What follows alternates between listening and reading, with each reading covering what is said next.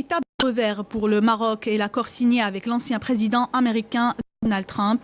La commission du Sénat américain en charge des dotations budgétaires vient d'approuver un projet de loi interdisant l'utilisation des fonds alloués au Sahara occidental au titre de l'aide américaine dans l'ouverture d'un consulat dans la ville sahraoui de Dakhla occupée, bloquant ainsi une des promesses de l'ancien président américain Donald Trump au Maroc.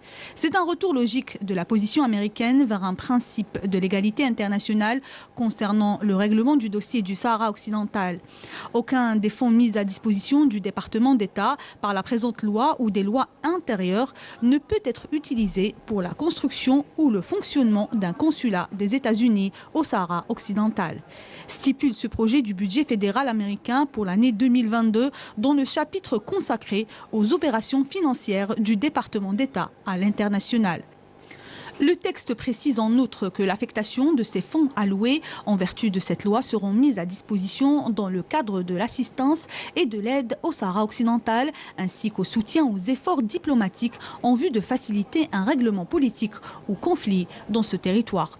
Cette disposition budgétaire s'inscrit à l'opposé de la décision de Donald Trump de reconnaître la prétendue souveraineté du Maroc sur le Sahara occidental et réaffirme également la position du Congrès américain, notamment du Sénat, à l'égard de ce conflit. L'administration Biden a promis de soutenir activement les efforts du nouvel envoyé personnel du secrétaire général de l'ONU pour le Sahara occidental, Staffan de Mistura, pour promouvoir un avenir pacifique et prospère pour le peuple du Sahara occidental et de la région. Alors voilà donc pour ce point de situation, pour en parler, Dr Saïd Ayachi, président du Comité national algérien de solidarité avec le peuple sahraoui. Bonsoir, merci d'être avec nous pour ce 19h. Alors d'abord, Dr Saïd Ayachi, votre réaction sur cette décision du Congrès américain? D'abord, il faut reconnaître que c'est une très bonne nouvelle. Elle était peut-être attendue, mais pas aussi nette que cela l'a été. Cela détruit encore davantage le décret scélérat de Trump, qui, rappelez-vous, est venu dynamiter le droit international. Et vous vous rappelez aussi que déjà en son temps, lorsque Trump a signé ce décret, des poids lourds du Sénat américain se sont élevés contre ce décret et de ce projet d'ouverture du consulat américain à Dakhla. Maintenant que le projet est bloqué, pour ne pas dire annulé, la question qui se pose, qu'en est-il des consulats qui ont été ouverts là-bas? Parce que c'est un problème qui se pose ardument pour le truc. Et donc la souveraineté que recherche de façon fébrile et désespérée le Maroc sur le territoire du Sahara occidental n'a plus cours. Si on s'intéresse à l'information précisément, il s'agit d'un blocage financier donc pour la construction d'un consulat sur le budget alloué au Sahara occidental en tant qu'aide pour ce territoire non autonome. Vous imaginez qu'aujourd'hui, on prévoyait de construire sur un budget qui était prévu à la base pour l'aide du Sahara occidental. Les Américains, en particulier les Anglo-Saxons de façon générale, sont très pragmatiques. Ils commencent par annuler leurs décisions, par les contourner, par les trucs, par des dispositions budgétaires. Et donc, effectivement, votre remarque est très pertinente. Et ce blocage du budget, en fait, sonne le glas de ce projet d'ouverture du consulat américain à Dakhla. Alors, si vous me permettez, Dr Saïd Ayachi, depuis quelques semaines, nous assistons à un véritable changement dans le traitement du Sahara occidental. Si vous permettez que j'énumère un peu ce qui s'est passé il y a quelques jours, si ce n'est quelques semaines.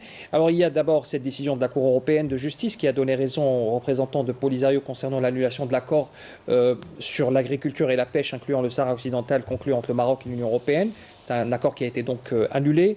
Il y a eu aussi cette nomination il y a quelques jours de l'envoyé spécial des Nations Unies pour le Sahara occidental, mais également l'implication, et on va le voir sur cette image, l'implication de la Russie, avec notamment cet entretien qu'avait accordé donc l'envoyé spécial du président russe, chargé du Moyen-Orient et de l'Afrique, avec une délégation du Front Polisario. C'était une audience qui a été accordée cet après-midi même. Votre commentaire là-dessus, Dr Saïd Ayachi, concernant ces changements, ces bouleversements rapides dans le traitement du dossier du Sahara occidental de différentes parties, l'Union européenne, la Russie, aujourd'hui les États-Unis, votre commentaire là-dessus? Je crois que cela vient confirmer la médiocrité de la diplomatie marocaine et c'est un signe aussi que la communauté internationale en a assez des postures d'entêtement, de défi, d'arrogance du régime marocain vis-à-vis de la communauté internationale. Rappelez-vous, je remonterai avec votre permission, mais alors très rapidement, un peu plus loin, plus haut.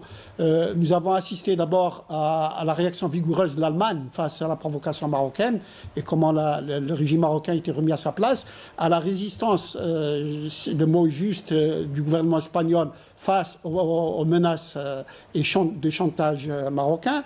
On a assisté par la suite, bien sûr, à ce véritable séisme qui est le jugement de la Cour de justice de l'Union européenne qui, de façon très nette maintenant, délégalise complètement la commercialisation des produits sahraouis et qui va placer le Maroc et ses soutiens au sein de l'Union européenne dans une position très inconfortable parce qu'ils sont tenus maintenant d'appliquer le jugement de l'Union européenne. Et puis, nous avons assisté depuis 48 heures à une crispation sérieuse dans les relations entre le Royaume du Maroc et la Fédération de Russie.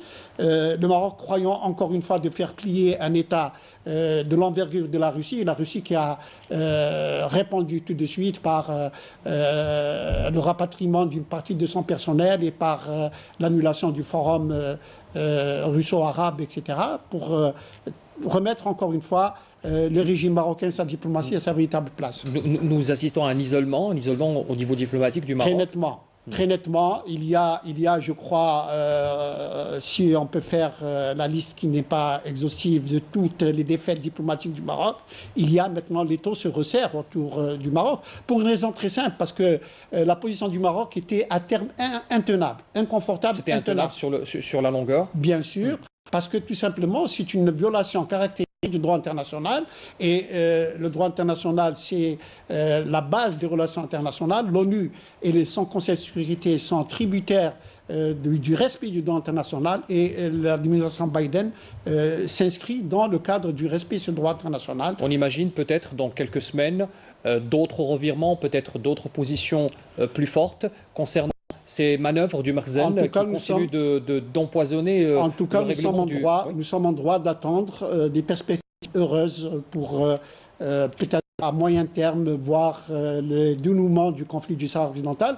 On verra des avancées d'ailleurs parce qu'il faut lier ça avec la conférence de presse du président Brahim Rali qui lui a mis l'ONU devant ses responsabilités, qui lui a reproché son mutisme et son inaction, mais qui maintenant a demandé à ce que l'envoyé personnel, que le Front Polisario a accepté d'ailleurs, puisse disposer du feuille de route à partir du Conseil de sécurité qui soit précise et qui soit agendée en fixant la date du référendum d'autodétermination. Donc, il n'est pas impossible de voir tout maintenant ce mouvement de la communauté internationale pour l'application du droit international au Sahara occidental, voire déboucher sur une issue heureuse, en tout cas conforme aux revendications légitimes des Sahraouis. Docteur Saïd Ayachi, président du Comité national algérien de solidarité avec le peuple sahraoui, merci d'avoir répondu à la question et d'avoir été avec nous pour ce 19h.